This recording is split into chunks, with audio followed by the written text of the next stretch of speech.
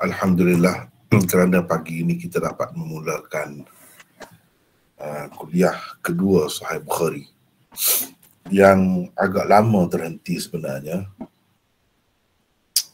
Lebih 2 tahun lah, kira-kira lebih 2 tahun. Semasa PKP itu terhenti terus. Hari ini baru kita nak mulakan bahagian yang kedua Sahih Bukhari. Kalau dalam kitab asal yang saya guna buat belajar dulu, Kitabul Maghazi ini berada dalam jilid kedua. Jilid kedua itu dimulai dengan Kitabul Maghazi. Dia ada 2 jilid yang kita gunakan buat belajar dulu. Sebenarnya perbincangan tentang Kitabul Maghazi ini telah jauh pergi. Kita ada di sini 25 nota dah. 25 nota. Ini nota terkini. Tetapi bila saya semak tu, saya nampak nota ke-24 ni pun belum selesai lagi dalam perbincangan yang lalu. Dan untuk peserta-peserta baru, saya rasa elok kita mulakan sedikit petik di sana sini daripada nota yang pertama.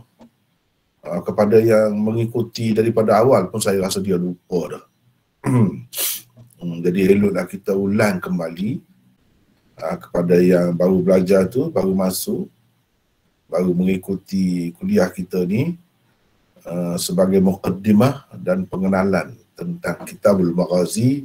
Saya fikir sebelum kita masuk ke tempat yang kami berhenti dahulu di teratak hadis, kami berhenti di sini nota 24 ni.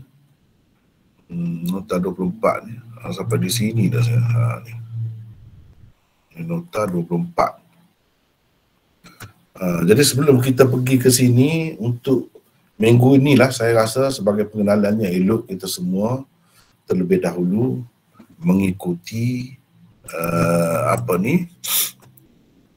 nota pertama Kitabul Maghazi.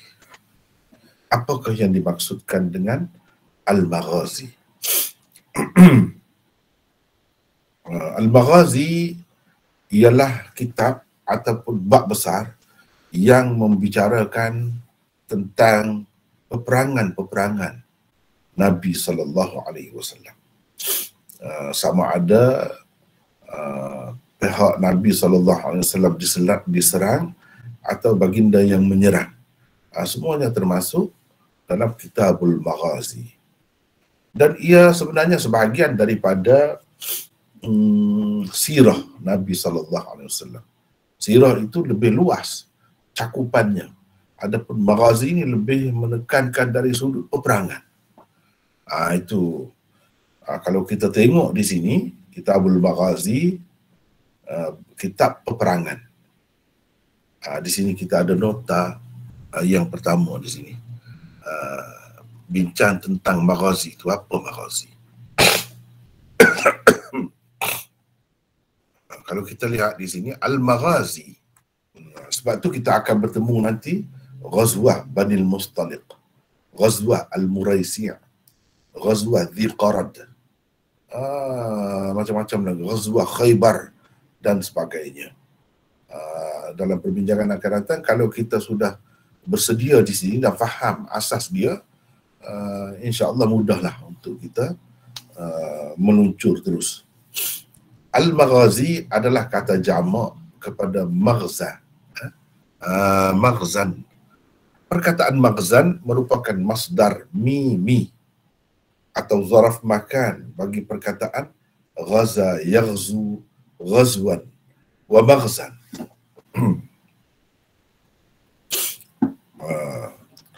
Saya tidak nak bincanglah apa itu masdar mimi apa semua zaraf makan itu. Saya tidak nak bincang di sinilah. Sekadar menyebutkan perkataan ini berpunca daripada mana, iaitu daripada ghaza yaghzu. Ghaza yaghzu maknanya berperang. Perkataan ini asalnya berarti menyerang, memerangi, menuju kepada sesuatu, menghendaki dan memaksudkan. Itu makna maghzan.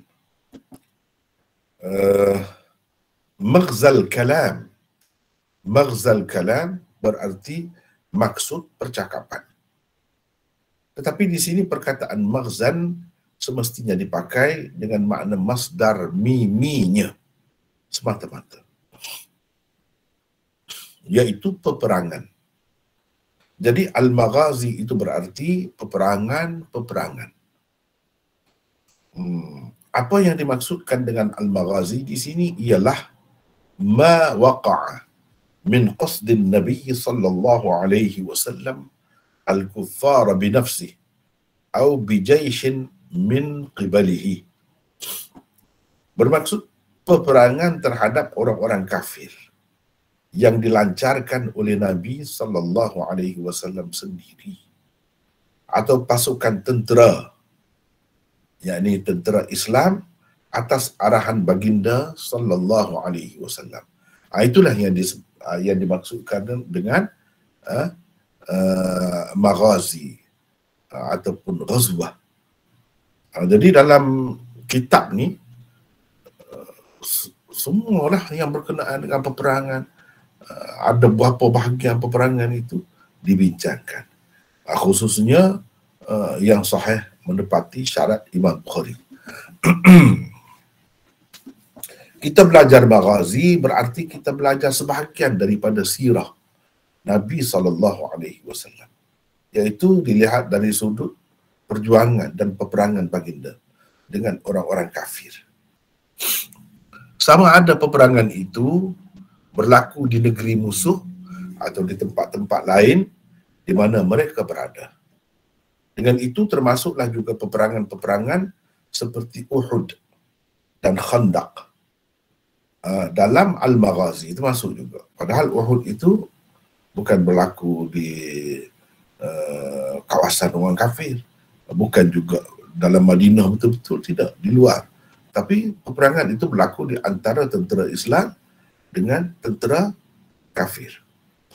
Maka itu termasuk dalam Maghazi juga. Termasuk dalam Maghazi juga. Sebab itu peperangan Uhud disebut Ghazwah Uhud, Ghazwah Khandaq.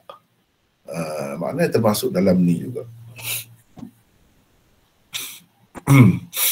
Maghazi itu jamaknya. Kemudian kita tengok di sini nak biasakan dengan istilah yang tersebut di dalam Sahih Bukhari ini terlebih dahulu.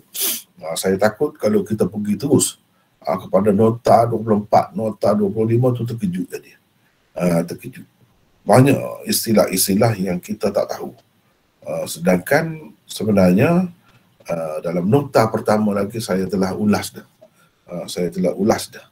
Apa maksudnya. Jadi itu tentang maghazi tadi, al-maghazi. Kemudian bab ghazwah. Ghazwah al-Ushairah atau al-Usairah. Jadi ghazwah ni apa makna pula? Cuba tengok di sini. Perkataan ghazwah atau ghazah dipakai oleh ulama-ulama sirah dengan arti pasukan tentera yang diikuti dan dipimpin oleh Rasulullah sallallahu alaihi wasallam sendiri untuk menghadapi musuh. Itulah yang dikatakan ghazwah. Sama ada berlaku peperangan atau tidak dengan mereka. Tapi pergi itu dengan maksud berperang dah lah. Dan Nabi ikut serta, Nabi ada sekali. Itulah yang dikatakan ghazwah. Jadi banyaklah ghazwah, jamaknya ghazawat. Itu banyaklah ghazwah Uhud, ghazwah Badar dan sebagainya. Namun begitu ia bukanlah merupakan suatu kaedah tetap.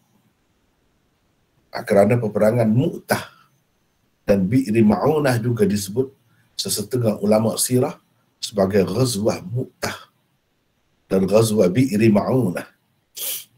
Padahal kedua-duanya hanyalah sariyah. Ini termasuk dalam sariyah. Sebab kerana Nabi SAW tidak ikut serta dalam peperangan itu. Dan baginda sallallahu alaihi wasallam tidak secara langsung memimpinnya, tapi disebut juga ghazwah. Walau bagaimanapun, istilah ni pada asalnya digunakan untuk peperangan yang disertai Nabi atau dipimpin oleh Nabi SAW sendiri. Kalau nak kira, Ghazwah Mu'tah tu termasuk dalam Sariyah yang tidak disertai Nabi SAW. Sariyah dan Saraya. Sariyah itu kata mufrad dan tunggal dia. Saraya itu jamak. Pula menurut mereka ialah pasukan tentera yang diutus Rasulullah SAW untuk menghadapi musuh Islam. Sama ada berlaku peperangan atau tidak dengan mereka. Tak kira jadi berperang atau tak jadi. Tak kira. Tetapi disebut sebagai Sariyah atau Saraya. Kalau banyak Saraya. Sama juga dengan Ghazwah yang dilancarkan oleh Nabi SAW. Tak kira sama ada berlaku sungguh peperangan atau tak jadi berlaku. Tetap disebutkan sebagai Ghazwah ataupun dalam kitab Maghazi.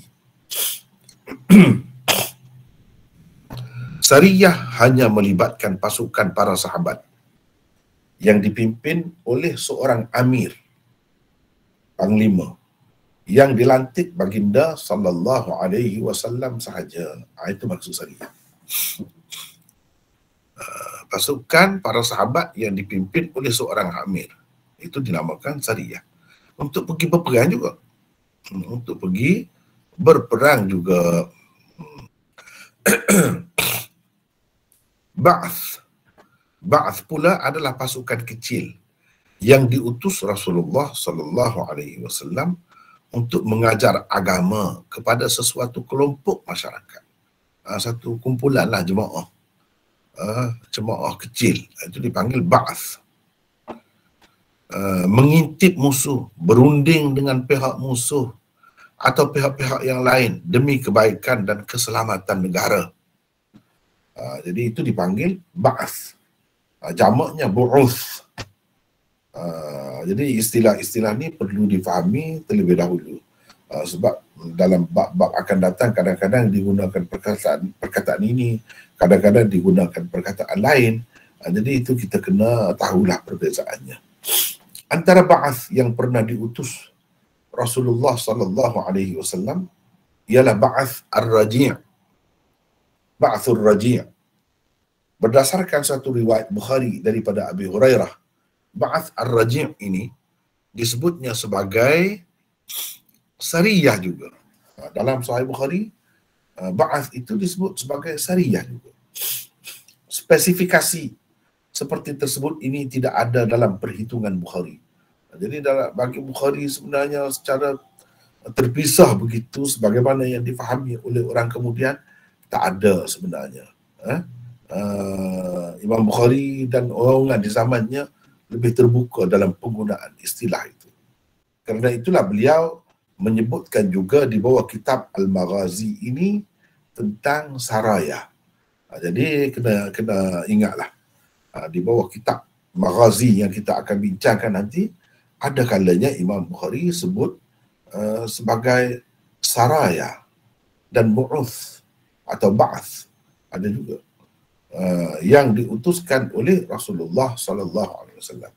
Tidaklah kata semestinya semua perkataan itu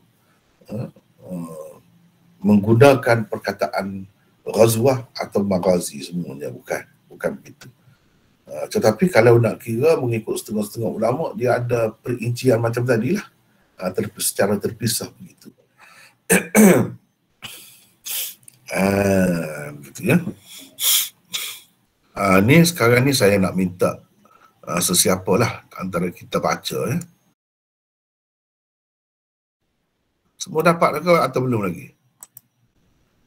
Tadi kira-kiranya dah masuk dah tadi kan? Dapat mana?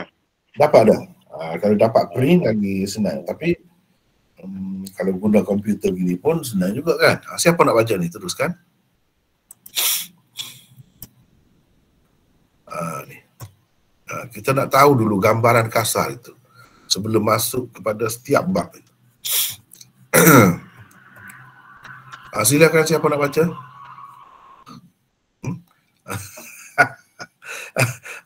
Kita bergila-gila, bergila-gila. Yang tak ada kena-mengena dengan baris tu peserta yang baca. Kita buat begitu lagi senang. Boleh? Saya baca mana? Saya nak baca. Siapa tu? Saya nak. Ridwan. Ridwan daripada mana ni, Ridwan?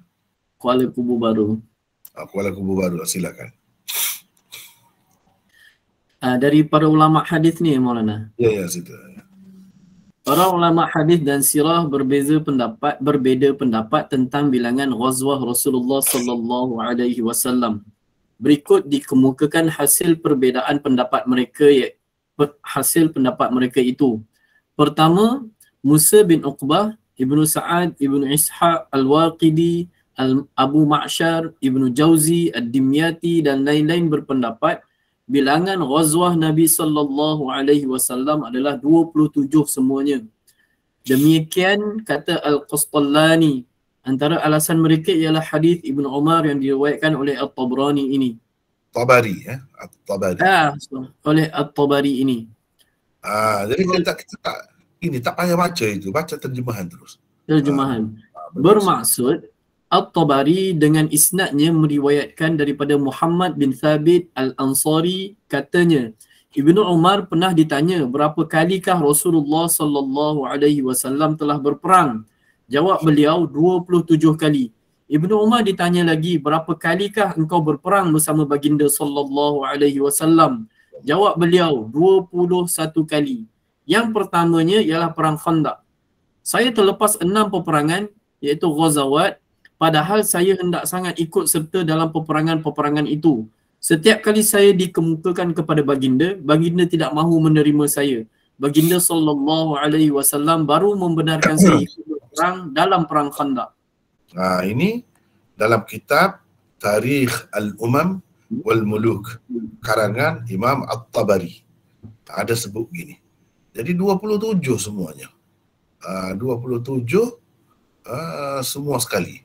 Tetapi yang Ibnu Umar sendiri, perawi ini sempat ataupun berpeluang ikut serta ialah 21 kali.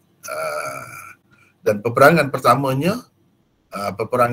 yang disertainya ialah perang Khandaq atau disebut juga sebagai perang Ahzab. Perang Ahzab. Ini berdasarkan riwayat Tabari. Teruskan, Ridwan. Riwayat ini tidak layak dijadikan sandaran kerana kedaifannya. Kedaifannya terletak pada kedua-dua tempat, matan dan sanad. Kelemahan pada matan ialah kerana ia bercanggah dengan riwayat yang lebih sahih daripadanya.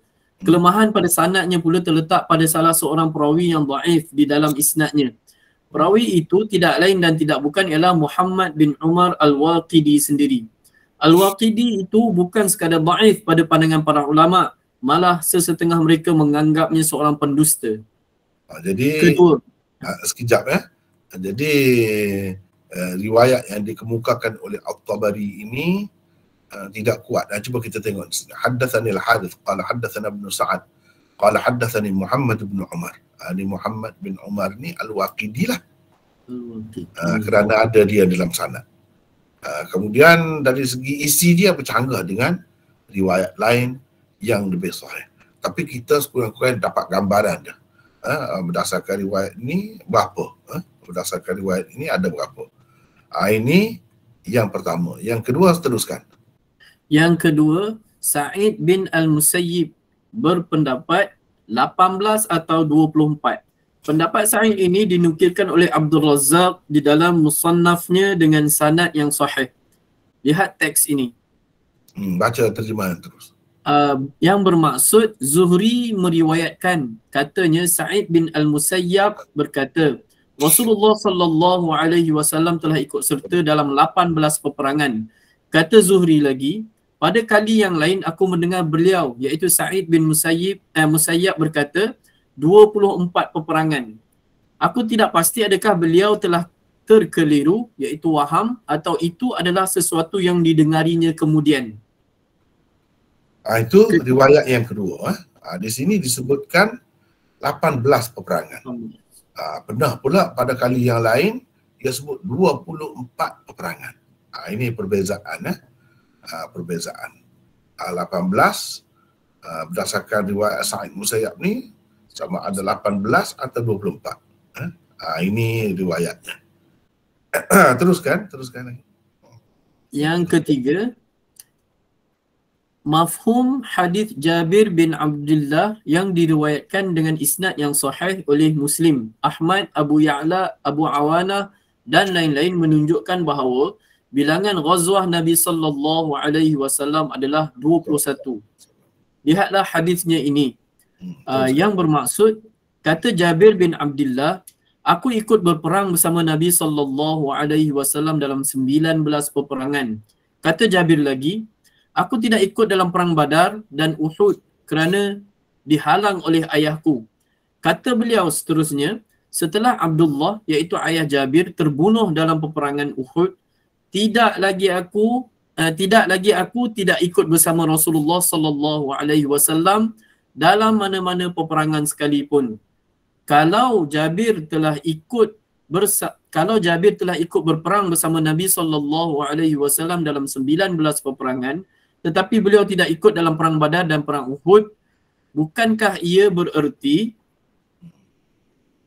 kalau dicampur dengan perang Badar dan perang Uhud, niscaya ghazwah Nabi sallallahu alaihi wasallam akan jadi 21 semuanya? Jadi gitu ceritanya.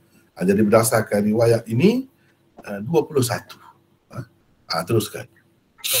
Yang keempat, berdasarkan riwayat Bukhari di bawah bab ini, Zaid bin Arqam apabila ditanya berapakah bilangan ghazwah yang dilancarkan oleh Rasulullah sallallahu alaihi wasallam, jawab beliau 19. Demikian juga kata Buraidah dan Al-Bara bin Azib radhiyallahu anhu. Bukan Bara, ya. Buraidah dan Al-Bara bin Azib radhiyallahu anhu. Muslim dan Ibnu Abi Shaybah meriwayatkan hadis Buraidah yang menyebutkan ghazwah Rasulullah sallallahu alaihi wasallam sebanyak 19 itu dengan terang. Begini teksnya. Tak apa. Baca terjemahan. Yang bermaksud, Buraidah meriwayatkan, katanya Rasulullah telah ikut serta dalam 19 peperangan. Baginda sallallahu alaihi wasallam terlibat secara langsung dalam 8 peperangan daripada 19 peperangan itu. Teks riwayat Ibnu Abi Shaybah di dalam musannafnya berhubung dengan keterangan Al-Bara tentang bilangan peperangan yang diceburi Rasulullah sallallahu alaihi wasallam adalah seperti berikut. Yang bermaksud, Al-Bara bin Azib meriwayatkan bahawa Rasulullah sallallahu alaihi wasallam telah ikut serta dalam 19 peperangan. Bagi penulis, riwayat Jabir di dalam ketiga. Dan riwayat sahabat-sahabat lain yang tersebut di dalam nota keempat tadi dapat dijamak dengan mudah sekali. Dengan itu, kedua-duanya boleh diterima sebagai benar dan tidak ada percanggahan di antara kedua-duanya itu sebenarnya. Jadi kedua-duanya adalah sahih. Kedua-duanya adalah sahih. Okay, teruskan. Yang kelima, Muhammad bin Jarir At-Tabari di dalam tarikhnya menyebutkan bilangan ghazwah Nabi sallallahu alaihi wasallam adalah 26.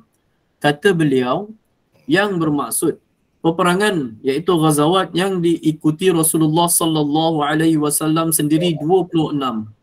Sesetengah ahli sirah berpendapat 27. Orang yang mengatakan 26 mengira ghazwah Khaybar dan ghazwah Wadil Qura sebagai satu ghazwah. Sebabnya ialah Rasulullah sallallahu alaihi wasallam belum lagi pulang ke rumah setelah selesai perang Khaybar. Malah sebaik saja selesai perang Khaybar, beliau sallallahu alaihi wasallam terus pergi ke Wadil Qura. Itulah sebabnya kedua-dua perang itu dikira satu. Orang yang mengatakan 27 pula mengira perang Khaybar dan Wadil Qura secara berasingan. Lihat tarikh. Teruskan. Selepas itu Ibnu Jarir mengemukakan satu riwayat dengan isnadnya daripada Ibnu Ishaq. Riwayat itu menyebutkan satu persatu ghazwah merangkumi 27 ghazwah kesemuanya. Lihat teksnya di bawah ini. Baca terjemahan. teruskan. Bermaksud peperangan iaitu ghazawat yang diikuti Rasulullah sallallahu alaihi wasallam sendiri 26 semuanya. Ghazwah pertama baginda ialah Waddan. Itulah juga ghazwah Abwa. Yang kedua ghazwah Buwath. Di sebelah Buwath. Okey, ghazwah Buwath di sebelah Radwa. Yang ketiga ghazwah Usyairah di Yanbu. Yang keempat ghazwah Badar pertama di mana baginda mengejar Kurz bin Jabir. Yang kelima ghazwah Badar besar di mana terbunuh dan tertawannya sekian ramai pahlawan dan bangsawan Quraisy. Yang keenam ghazwah Bani Sulaim. Dalam ghazwah ini baginda sallallahu alaihi wasallam pergi sampai ke Qudr. Yang ketujuh ghazwah As-Sawiq. Dalam ghazwah ini Nabi sallallahu alaihi wasallam pergi sampai ke Qarqarah Al-Qudr untuk mencari Abu Sufyan. Yang ke-8 ghazwah Ghatafan. Ia juga dikenali dengan ghazwah Dhi Amir. Yang ke-9 ghazwah Bahran, sebuah tambang di Hijaz. Yang ke-10 ghazwah Uhud. Yang ke-11 ghazwah Hamra al-Asad. Yang ke-12 ghazwah Bani An-Nadir.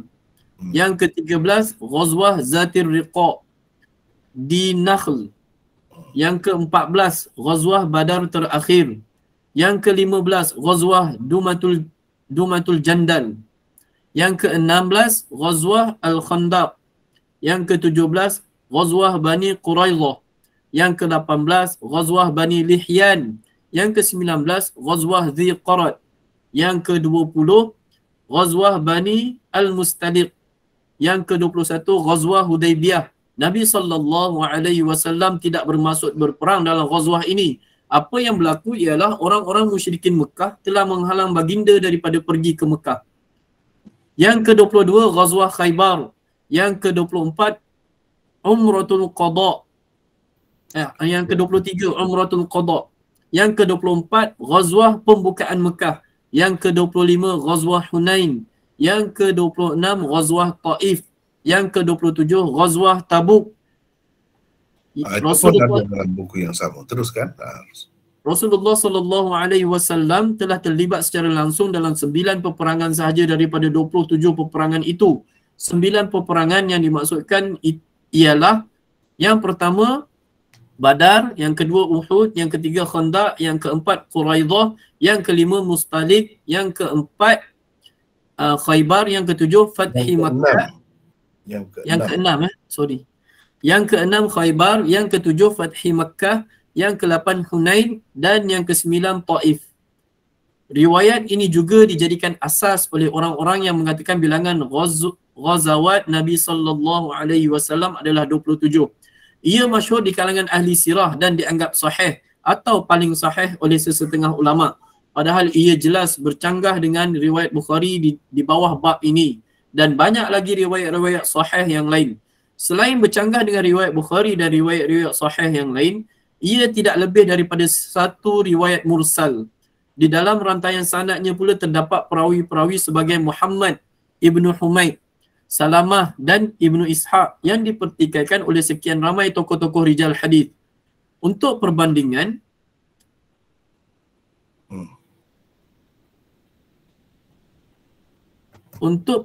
lihat juga riwayat Ibnu Ishaq melalui isnad Ibnu Hisham di bawah ini.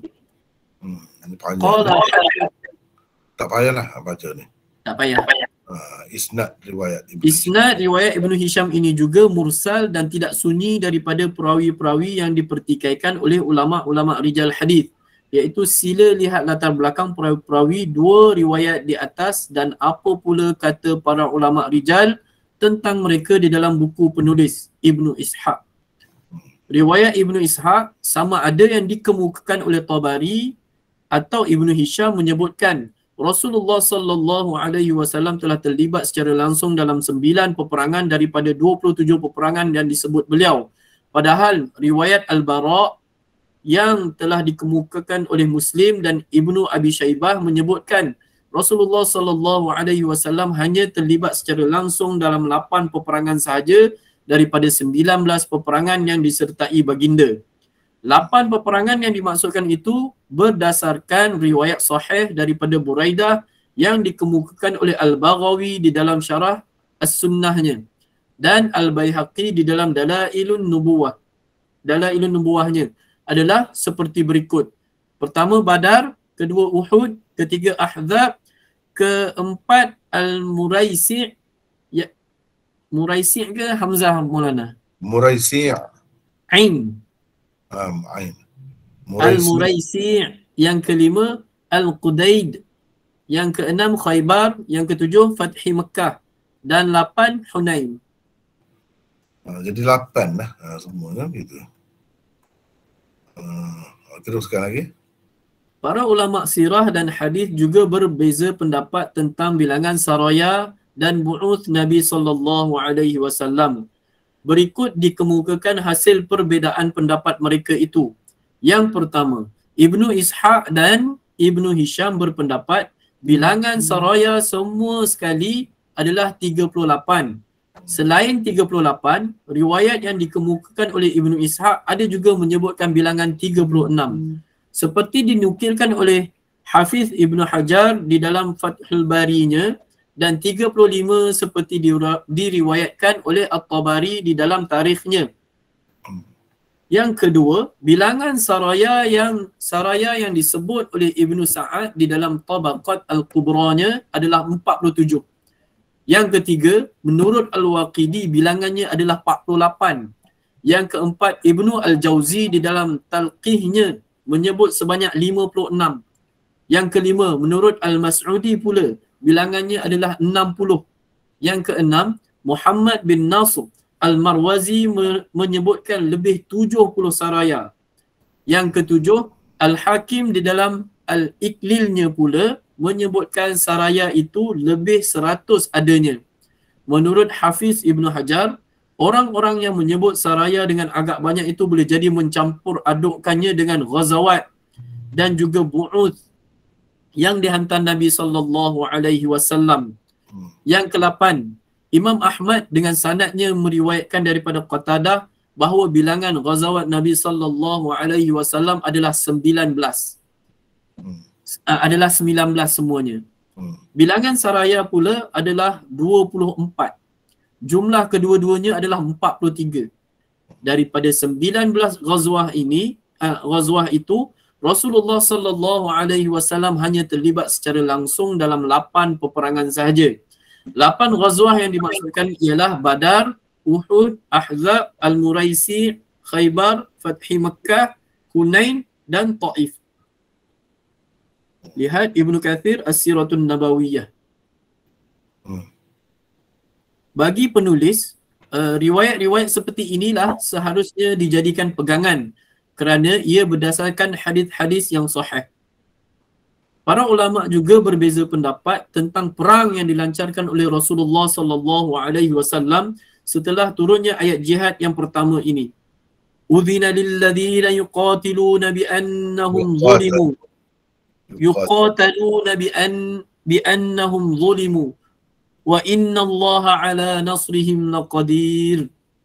Yang bermaksud diizinkan berperang kepada orang-orang yang diperangi kerana sesungguhnya mereka telah dianiaya dan sesungguhnya Allah Maha berkuasa untuk menolong mereka mencapai kemenangan. Surah Al-Hajj ayat 39. Adakah ia berupa ghazwah atau sariyah? Kebanyakan ahli sirah dan ahli hadis berpendapat ia bermula dengan sariyah. Inilah pendapat Ibnu Sa'ad, Al-Waqidi, Ibnu Al-Qayyim, Hafiz Ibnu Hajar dan lain-lain. Tertib sariyah menurut Musa bin Uqbah, Abu Ma'syar, Al-Waqidi, Hafiz Ibnu Al-Qayyim, Ibnu Sa'ad, Al-Qastallani, Az-Zarqani dan kebanyakan ulama hadis dan sirah adalah seperti berikut. Yang pertama, Sariyah Hamzah bin Abdul Muttalib. Dikenali juga dengan Sariyah Sifrul Bahar. Sifil Bahar. Kedua, Sariyah Ubaidah bin Al-Harith. Ia dikenali juga dengan Sariyah Rabi'.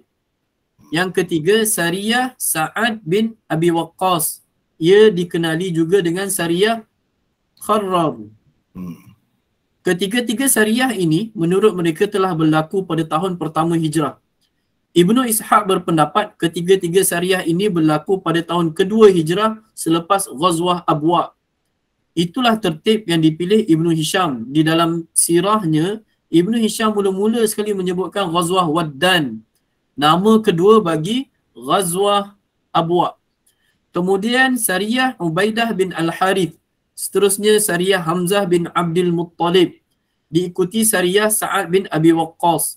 Ini berarti menurut Ibnu Ishaq dan Ibnu Hisham, Sariyah Ubaidah bin Al-Harith adalah Sariyah yang pertama. Sariyah Hamzah bin Abdul Muttalib menurut kebanyakan ulama telah dilancarkan oleh Rasulullah sallallahu alaihi wasallam pada bulan Ramadan tahun pertama Hijrah bersamaan bulan Mac tahun 623 Masihi. Setelah 7 bulan baginda sallallahu alaihi wasallam berhijrah ke Madinah. Ia merupakan satu pasukan yang terdiri daripada 30 orang tentera dari kalangan Muhajirin sahaja. Rasulullah sallallahu alaihi wasallam telah melantik Hamzah sebagai amirnya dan memerintahkan mereka pergi ke Sifil Bahr untuk mengekori dan mengganggu gugat rombongan dagang kaum Quraisy yang sedang dalam perjalanan pulang dari Syam. Rombongan dagang yang dikawal 300 orang pasukan berkuda itu dipimpin oleh Abu Jahal. Setelah kedua-dua pasukan nampak satu sama lain dan masing-masing telah bersedia bertempur, tiba-tiba Majdi bin Amr Al-Juhani, seorang pemimpin kabilah Juhainah yang telah menjadi sekutu damai kepada kedua-dua pasukan, tampil meleraikan mereka. Maka tidak berlakulah sebarang pertempuran dalam peristiwa itu. Bendera jihad yang diamanahkan oleh Rasulullah sallallahu alaihi wasallam kepada Hamzah. Teruskan. Hamzah untuk mengapalai pasukan ini adalah yang pertama seumpamanya dalam sejarah Islam. Dan orang yang dipertanggungjawabkan menjulang bendera tersebut dalam Sariyah ini ialah Abu Marsad Kannaz bin Husain Al-Ghanawi. Pada bulan Syawal tahun yang sama, bersamaan bulan April tahun 623 Masihi, Nabi SAW melancarkan pula satu pasukan yang terdiri daripada 60 atau 80 orang tentera dari kalangan Muhajirin di bawah pimpinan Ubaidah bin Al-Harith ke Rabi'. Tujuannya juga adalah untuk mengekori kafilah dagang Quraisy. Dalam peristiwa ini juga, kedua-dua pasukan hanya melihat kepada satu sama lain. Pertempuran tidak juga berlaku di antara mereka. Hanya beberapa anak panah sahaja telah dilepaskan oleh kedua-dua kumpulan. Sa'ad bin Abi Waqqas telah melepaskan satu anak panah ke arah mereka. Itulah anak panah pertama yang dilepaskan oleh pasukan tentera Islam ke arah pasukan musuh dalam sejarah. Ahli sirah berbeza pendapat tentang ketua kafilah dagang Quraisy pada kali ini. Sama ada ia dipimpin oleh Abu Sufyan, Ikrimah bin Abu Jahal atau Mikraz bin Hafas bin Al-Akhyaf.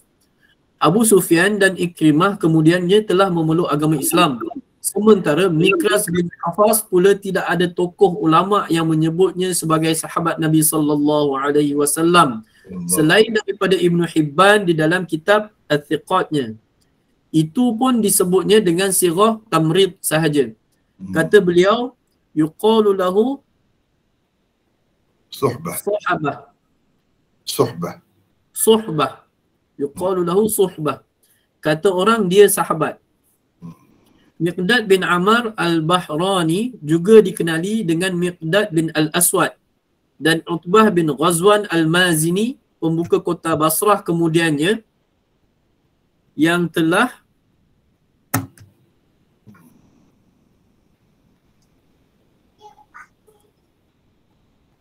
memeluk agama Islam tetapi tidak dapat berhijrah ke Madinah kerana dihalang oleh orang-orang kafir Mekah juga. Kerana dihalang oleh orang-orang kafir Mekah juga telah ikut serta dalam kafilah dagang Quraisy itu. Tujuan mereka berdua sebenarnya tidak lain melainkan untuk meloloskan diri dari kafilah itu dan menggabungkan diri ke dalam pasukan para sahabat Nabi sallallahu alaihi wasallam apabila terdapat peluang untuk berbuat begitu.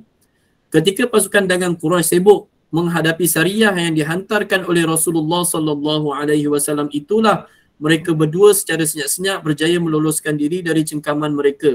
Orang yang dipertanggungjawabkan menjulang bendera dalam Sariyah ini ialah Mistah bin Usasah bin Muttalib bin Al-Muttalib bin Abdi Manaf.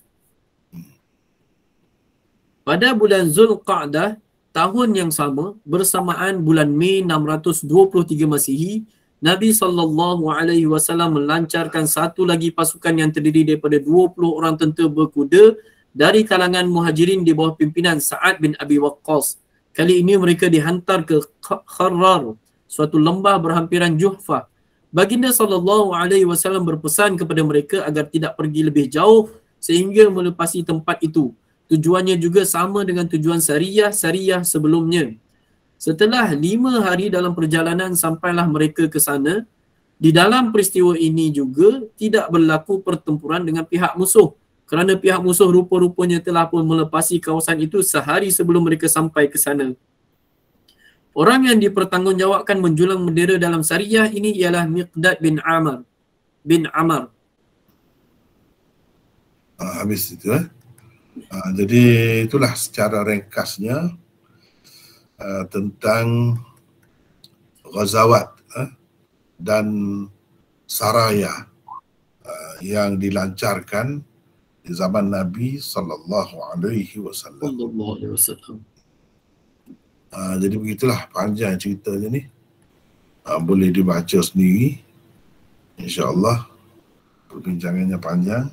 Dan ini sudah termasuk dalam bab pertama dah. Di bawah Kitabul Maghazi. Ada munafaatnya juga kalau dibaca kan. Tapi cuma saya harap baca sendirilah. Baca sendiri. Khilaf di antara ulama tadi, Imam Bukhari pilih yang mana? Dan adakah pilihan Imam Bukhari itu yang paling kuat, yang paling sahih? Gitulah kira-kiranya tentunya. Kenapa juga ada perbezaan pendapat berhubung dengan ghazwah itu telah saya kemukakan juga di sini. Jadi ini hadis yang pertama di bawah ni. Saya rasa itulah sebagai mukaddimah kita untuk pagi ini. Dan insyaAllah seterusnya baca sendirilah. Dah ada dah tu, dah boleh print dah tu. Baca sendiri. Saya rasa hanya sekadar itu sahajalah untuk hari ini sebagai mukaddimah. InsyaAllah seterusnya kita akan pergi kepada nota kan ini 25, nota 24 dia terus. Kita akan lompat pergi ke sini terus. Oleh kerana nota 25 ni ada kaitan dengan yang nota 24, iaitu Ghazwah Muraisiyah dan Ghazwah Bani Mustaliq. Itu perlu sekali diberi perhatian di situ terlebih dahulu sebelum kita pergi kepada perbincangan seterusnya. Jadi saya rasa sebagai mukaddimah dan pendahuluan hanya sekadar itu saja. Cumanya kalau ada kemuskilan berhubung dengan kuliah yang pertama tadi dan juga yang kedua ni, sila kemukakan dan boleh kita bincangkan bersama insyaAllah. Silakan. Assalamualaikum Maulana. Waalaikumsalam warahmatullahi. Saya Ridwan tadi. Saya nak tanya Maulana, apabila macam saya ada tanya seseorang lah, apabila kita tolak banyak riwayat daripada Ibnu Ishaq tentang sirah ni, adakah sumber sirah kita akan jadi tak banyak dan terhad? Itu soalannya. Itu soalannya, ya. Tidak. Sebenarnya banyak lagi rujukan yang lain. Dan yang lebih utama dan terbaiknya ialah rujukan yang paling sahih lah, iaitu Sahih Bukhari sendiri. Sebab dalam Sahih Bukhari pun menceritakan perkara yang sama, bahkan dengan lebih lengkap lagi apabila ia tidak hanya bercerita tentang sirah dan tentang maghazi, bahkan seluruh kehidupan Rasulullah SAW. Dalam bab maghazi dan sirah pun, oleh kerana riwayatnya paling sahih dan paling ketat dari segi pengambilan, penerimaan perawinya, tentu sekali kita lebih yakin dengan riwayat Bukhari itu. Nanti kalau kita ikuti semua nota yang saya buat itu, dalam tu banyak sangat dah. Saya sebutkan perbezaan di antara ahli sirah dengan ahli hadis dalam mengemukakan sirah Nabi SAW dan maghazinya. Banyak sekali. Dan di situ Imam Bukhari pada banyak tempat menyebutkan tentang Ibnu Ishaq. Dia sebut. Tetapi dia tidak pilih pendapat Ibnu Ishaq. Bahkan dia lebih mengutamakan pendapat ahli sirah sebelumnya yang lain. Jadi ini menunjukkan sikap Bukhari pun sebenarnya tidak mengutamakan riwayat Ibnu Ishaq itu. Kalau dia sebut pun itu sebagai perbandingan sebenarnya. Ini jelas dapat dilihat. Setakat nota yang ada ni, 25 nota di sini pun sudah banyak dah kita temui. Begitulah. Jadi tidaklah kata jadi kita kehilangan sumber, jadi sedikitlah sumber, banyak maklumat-maklumat yang kita tak akan dapat. Tidak jadi begitulah. Tidak jadi begitu. Bahkan yang kalau kita tak dapat pun, kalau tak sahih tak jadi masalah. Tak jadi masalah. Seperti mana kita tak tahu nama-nama lah. Nama-nama Ashabul Kahfi ke, itu tak jadi masalah. Tak tahu pun. Jadi begitu juga dalam bab sirah ni pun. Wallahualam. Ada lagi yang lain? Silakan. Assalamualaikum Maulana. Waalaikumsalam. Muhammad Kamal sini daripada Ipoh. Ya. Saya rasa saya ada dengar satu lecture oleh Dr. Yasir Qadhi. Ya.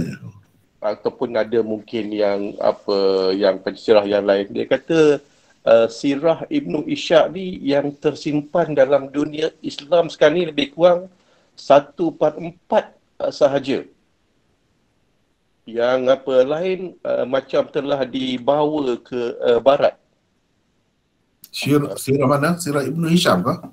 Sirah Ibnu Ishaq. Ishaq. Ya. Jadi kalau berdasarkan Maulana punya kajian lah, adakah betul apa yang dikatakan tu? Tidak semua juga. Tidak kata tak lengkap. Ada yang lengkap, tapi banyak daripadanya asalnya daripada barat dulu. Sebelum ia ditemui di tempat kita di negara-negara Islam ini. Tapi nak kata semua kitab Ibnu Ishaq itu hanya 1/4 saja ataupun beberapa bahagian kecil, itu tidak benar. Sebenarnya kalau berdasarkan yang dibuat oleh contohnya Dr. Hamidullah, itu memang tidak lengkap. Tetapi ada yang lengkap pun ada. Dan yang lebih beri perhatian kepada sirah Ibnu Ishaq ni untuk satu jangka masa yang lama juga, ialah orang-orang barat sebenarnya. Orang-orang barat. Walau bagaimanapun, tidaklah kita mengatakan mereka berkhianat, tidak. Sebab rujukan di dunia Islam pun ada juga. Yang lengkap tu ada juga. Terutamanya apabila kita tengok sirah Ibnu Hisham tu, punca utamanya Ibnu Ishaq juga. Jadi boleh dikatakan ada semua. Semua bab lah, tidak kata setengah-setengah bab itu jadi hilang, tak ada. Tidak begitu ya. Wallahualam. Dan yang kedua Pak Maulana, kalau saya tanya juga, ada saya terbaca dalam buku-buku kalau tak silap pengajian Islam ke. Dia kata tafsir yang paling lengkap yang ada di dunia Islam sekarang dengan manuskrip yang asal ialah tafsir At-Tabari. Tabari tadilah. Tadi salah satu kitab dia Tarikhul Umam wal Muluk. Tafsir dia tafsir Jami'ul Bayan. Itu dari segi tafsir bil ma'thur memanglah setakat yang tersebar hari ini itulah yang dianggap paling lengkap lah, dengan sanadnya cukup, kemudian ada tahqiqnya, kemudian yang terkini lagi, itu lebih menarik lah sebenarnya, paling utama lah, terutamanya dalam tafsir, dalam bab tafsir bil ma'thur. Dan tafsir Ibnu Katsir itu sebenarnya berasaskan kitab tafsir Tabari tadilah. Cuma dia tapis banyak, dia pilih-pilih riwayat-riwayat yang terdapat di dalam tafsir Tabari itu, diringkaskan sehingga jadi tafsir Ibnu Katsir. Dan itu memang rujukan utama lah dalam bab tafsir bil ma'thur, tafsir berdasarkan hadis-hadis. Ya. Betul itu. Cuma bukan bermakna tak ada lagi tafsir yang lebih hebat lagi. Banyak sebenarnya kalau kita baca sejarah kan, tafsir yang hilang, tak ada, tidak wujud hari ini. Kira-kiranya kalau ada, yang disebut itu jauh lebih besar lagi daripada tafsir Tabari itu. Umpamanya tafsir Ibnu Taimiyah sendiri, dia ada 45 jilid tafsir dia saja. Itu tidak ditemui hari ini.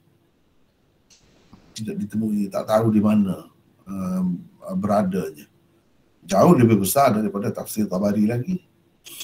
Cuma tafsir yang awal, di peringkat awal, boleh kita katakan di kalangan salaf lah, itu memang tak boleh lawan lah tafsir Tabari. Memang itu rujukan utama lah.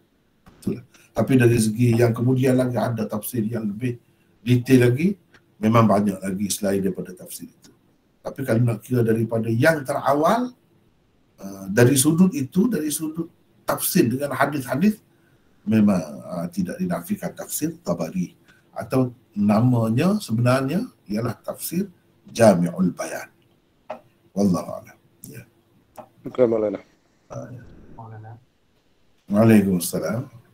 Daripada Port-Dickson Maulana. Ni Wak ni siapa ni? Daripada Port-Dickson. Port-Dickson. Ya. Ada apa? Silakan. Saya nak tanya berkaitan dengan yang dikatakan Malhamah Al-Kubra tu. Dari segi hadis tu, Malhamah Al-Kubra Maulana. Jadi dari segi sudut itu, perbahasan hadis tu kita kena bagaimana Maulana? Macam mana? Tak jelas. Malhamah Kubra ya, lepas tu kemudian kita yang bincang kata Ghazwah ni. Siapa? Yang kita dah bahaskan tadi, Ghazwah tadi, peperangan yang berlaku pada zaman Rasulullah. Ghazwah. Jadi pada ketika mana Rasulullah cerita yang berkaitan dengan peperangan yang dikatakan Malhamah Al-Kubra ini? Ni siapa nama ni yang penanya ni? Siapa nama? Ramli Maulana. Ya? Ramli. Ya. Jadi Ramli pernah dapat cerita tentang Malhamah Kubra ni daripada mana-mana, macam mana sebenarnya? Saya nak tahu. Saya ada dengar lah berkaitan dengan Malhamah Al-Kubra ni daripada antara Syekh Imran Hussein lah yang bahaskan hadis-hadis yang berkaitan dengan Malhamah Al-Kubra ni. Jadi itulah nak tahu jauh mana yang hadis ini yang diceritakan ni kesahihannya, dan ketika mana Rasulullah bincang hadis yang berkaitannya perang pada masa depan. Itu Maulana. Oh ya, sebenarnya banyak tu. Malhamah Kubra ni, malhamah tu maksudnya peperangan besar. Peperangan besar tu kalau dalam istilah kita sekarang ni perang dunia. Perang dunia. Memang ada banyak dalam hadis sebut tu, tetapi ia tidak secara khusus menyebutkan zaman dia. Zaman dia tu bila-bila, cumanya di sebelah akhir zaman tu lebih banyak lah diceritakan. Begitulah secara umum.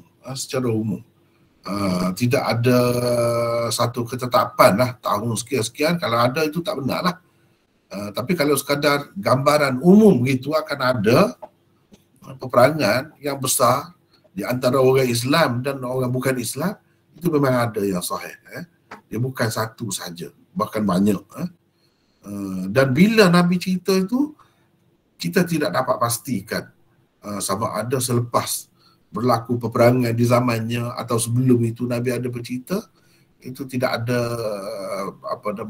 penjelasan yang tepat lah. Cuma secara umum ia diterima sebagai hadis yang sahih, dan tidak syarat kita kena tahu bila Nabi cerita tu. Yang pentingnya sanad dia tu sahih, dan kandungan dia tu tidak bercanggah dengan hadis-hadis yang lain ataupun Al-Quran. Maka boleh diterima lah. Sekadar secara umum kita memang ada yang sahih, memang ada. Dan banyak daripadanya sebenarnya tak berlaku lagi. Antaranya perang Ya'juj Ma'juj itu tak berlaku lagi sampai sekarang ni.